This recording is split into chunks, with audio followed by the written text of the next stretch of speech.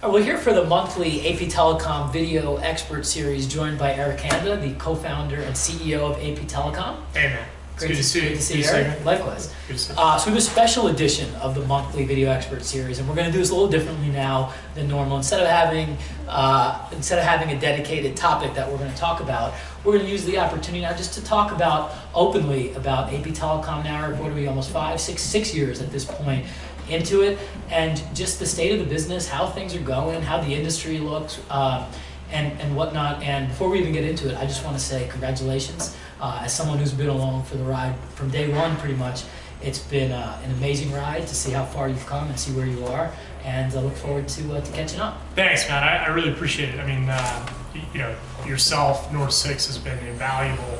I'm not going to get all teary-eyed here, but no, you guys have been great. You've been invaluable for us, building a brand, trying to establish a market presence for the last 6 years. And since 2010, North 6 has been there every step of the way in terms of metrics, guidance, you know, a pretty focused, and I would say the keyword being focused, laser-focused plan to get us from where we were in 2010 to where we are now. And, you know, it begs the question, where are we now? Sure. You know, we sold over $200 million for our clients. That doesn't mean APTelecom has made $200 million, but you know, we get anywhere from 3 to 4% on $200 million. So you obviously can do the math, and it tells you where we sit in terms of what we've done over the last 6 years.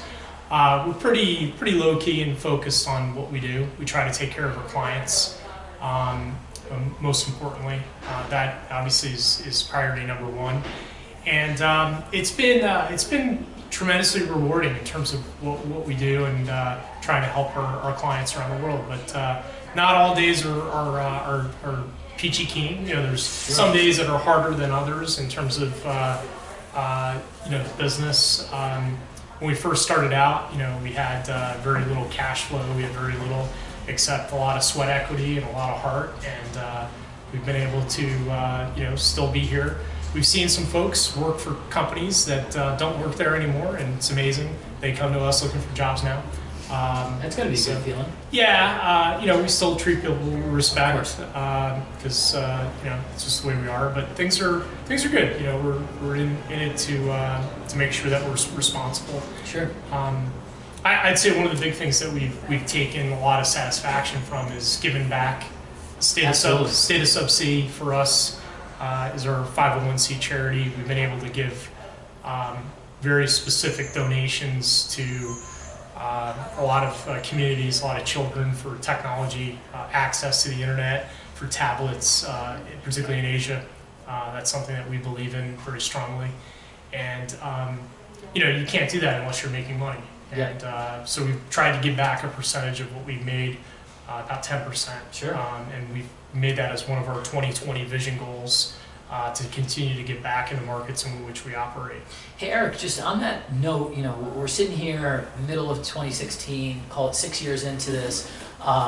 Just why don't you tell our audience a little bit about where APTelecom is today in terms of your customer footprint and also your service offering, because those are two things that have expanded significantly since you know, since the business launched. Yeah, it's a good point, actually. I haven't thought about that in a long time, but when we first started out, we did voice. We sold our voice business.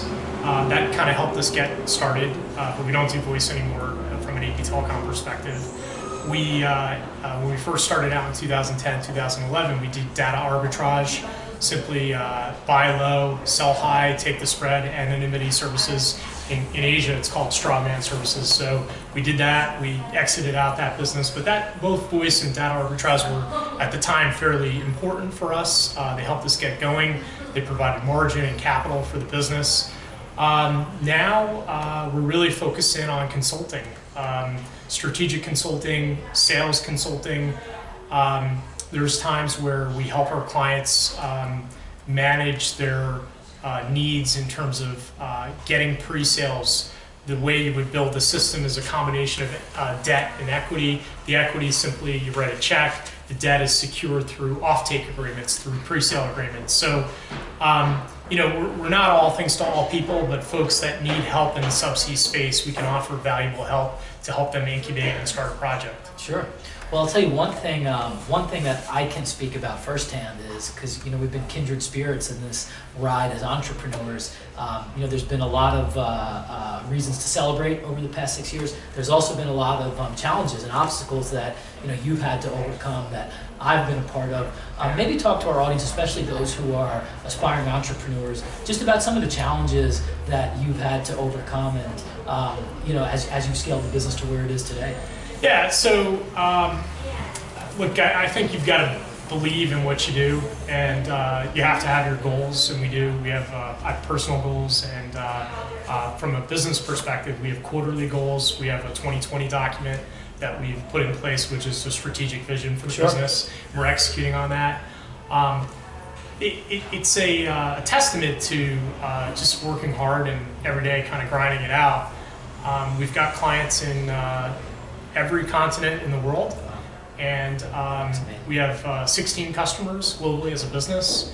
Our run rate's pretty solid in terms of what we do for a retained business, and then we obviously have a commissionable side of the business. But from APTelecom's perspective, I think the most difficult thing for any entrepreneur is you've got to be willing to really make tremendous sacrifice to grow your business. Whether that's flying coach and which we do today to save on T&E, but whether it's making sure that things are where they need to be. And you need to really focus in on touch points. Every day you should be communicating with your customer, making sure that you're adding value, because if you're not going to stick around. Sure. The reality is you have to be able to add value, pay for yourself, and make sure that they feel that they're getting a good deal. Sure. And we've been fortunate that most of our clients have retained us for our engagement when we started to even now, to 2016. And it's funny because we worked hand in hand on putting together a value matrix to show what kind of value not only you deliver to customers, but customers deliver back to you. And it's interesting from where I stand just to sort of see the symbiotic relationship between the two. You deliver a very value-driven product and service to customers, and the good ones return the favor and stay with you and are loyal. You retain clients, your most loyal referral sources, and it's been a great ride to sort of see that relationship work out between you and the clients as well. It is. I mean, one of the reasons why in 2010 we started the business was we wanted to have fun in what we did. We wanted to be able to sell multiple systems globally, not just one.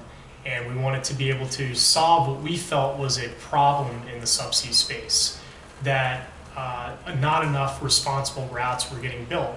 No one was really focusing in on pre-sales at the time, and we were able to really carve out a niche.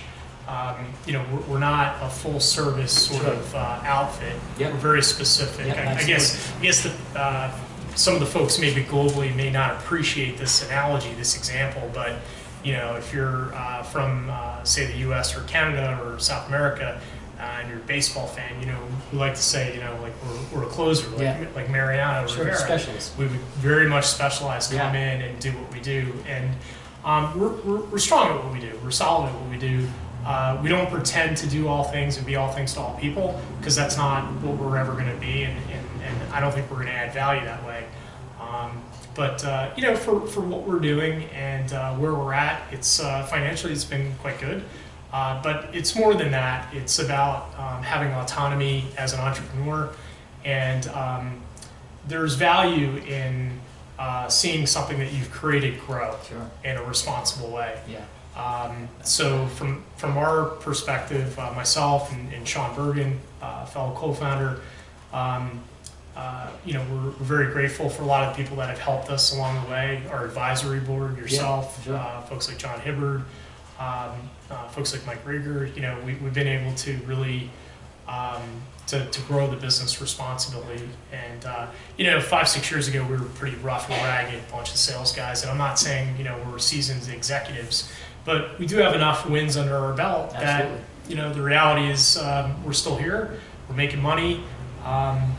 And just head down. Sure. eye on the prize, stay focused. One thing you referenced earlier in the conversation, Eric, was the Vision 2020 plan. And I remember when we first put that together, that's probably a year or two ago at this point.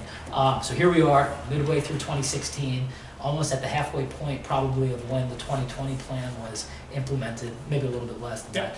But maybe just tell our audience a little bit about what's next for APTelecom and what our folks can expect to hear and see from APTelecom as you guys go forward. I think our goals were very specific in terms of what we wanted to do in the 2020 document. We wanted to make sure that every client we work with that wanted to successfully build the submarine cable system did, in fact, build that system. And client alignment and risk profile, the beta of that client is quite important. So we look for certain factors. For example, do they lack subject matter expertise? Can we assist them in bridging that gap between knowledge and what they need in terms of capital to build their system? You know, I'm not a Pulitzer Prize winner in terms of a writer. And in fact, I suffer at times from dyslexia. So I'm just one of those guys that gets up, works hard, tries to get things done. But I would say that it's important who you work with, how you work with those folks, and the biggest thing that we can do is try to take on good projects and try to work with good people, because any amount of grand planning and strategy is never going to make it relative to simple execution. Execution and simply getting things done responsibly trumps strategy any day of the day. Absolutely. So 6 years into this, you happy you made the choice? I remember when we started, flying over here from Asia with your family, and 3 months later, you had a business. Yeah, I was kind of a reluctant entrepreneur, I guess. One of the things that we definitely believe in is betting on yourself. Yeah, absolutely. Right. So we're very much into if you're going to take risk, bet on yourself, yeah. right? And I think that for us, that's been the biggest thing about making sure that we're able to focus on projects that make sense, and then we can add value. Hand on heart, you really believe that you're adding value, you're helping. There's a lot of sales in the industry. There's different types of sales. There's large transactions. There's mid-market.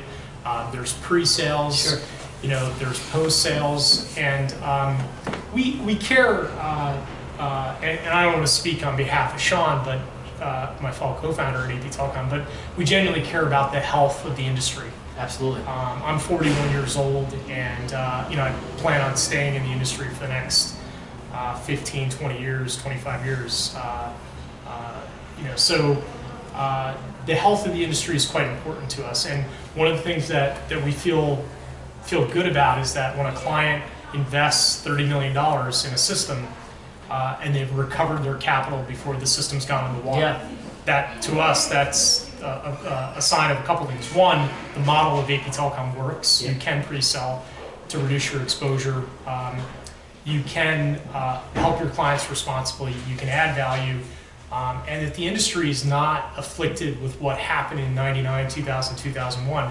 Because with Y2K, the dot-com bubble bursting, there was a glut of capacity, and things weren't built out responsibly. I think that there are routes globally where you can make money, and the returns are not private equity returns of 35, 40, 50%, but you can still make between 15 and 18%, maybe 22%. Yeah. So if you're a pension fund, or if you're someone that's in that category, there are return on investment opportunities in the subsea space. I think the euphoria is something that we see, and I don't want to say we don't want knuckleheads back in the space, but I'm always cautious. There has to be strong justification for the business plan, for the route, for the demand. The debt to equity ratio's got to stack up and make sense. So from APTelecom's standpoint, I think that's vital for the health of the industry. The one thing I would say that we kind of see that's not healthy is the new systems that are being built, I think, are being built responsibly. And I think there's not a lot of distressed assets that are going to be built because people are pre-selling and they're making sure that their business case really stacks up. The concern that I see is that existing assets have a very high OpEx rate, an O&M rate, and those systems could become overburdened fairly quickly. We've actually started a new company called Stratanet that's not part of APTelecom that's trying to find a way to fix some of the O&M issues, operation and maintenance issues that may become an issue, because effectively you have a declining asset value of an asset, of a submarine cable, through Moore's law. Price erosion's happening, but you have a fixed cost in terms of your maintenance fee. Yep. So the delta, the spread is getting larger, larger, larger, and larger, and at some point that becomes unsustainable and it's going to tip over. So we think that there are some existing assets that we would call post-sales or distressed assets, or underperforming assets that need to be cleaned up at some point. And that's an issue that the industry is going to have to overcome and really look at seriously, to start asking themselves questions about, hey, you know, we made an investment, the investment didn't pan out, how do we clean that asset up? Yeah. So. Well, Eric, I mean, as someone who's been a part of the ride from day one, I must say it's been fascinating and very proud to have been along for the ride. As fun as it's been, can't wait to be a part of the next chapter, and it's going to be even more exciting and bigger and better things ahead for APTelecom. Thanks for all your help, Matt, and it's good just to come in and talk off the cuff. Definitely, So, appreciate thanks. it. Yeah. Thanks, man.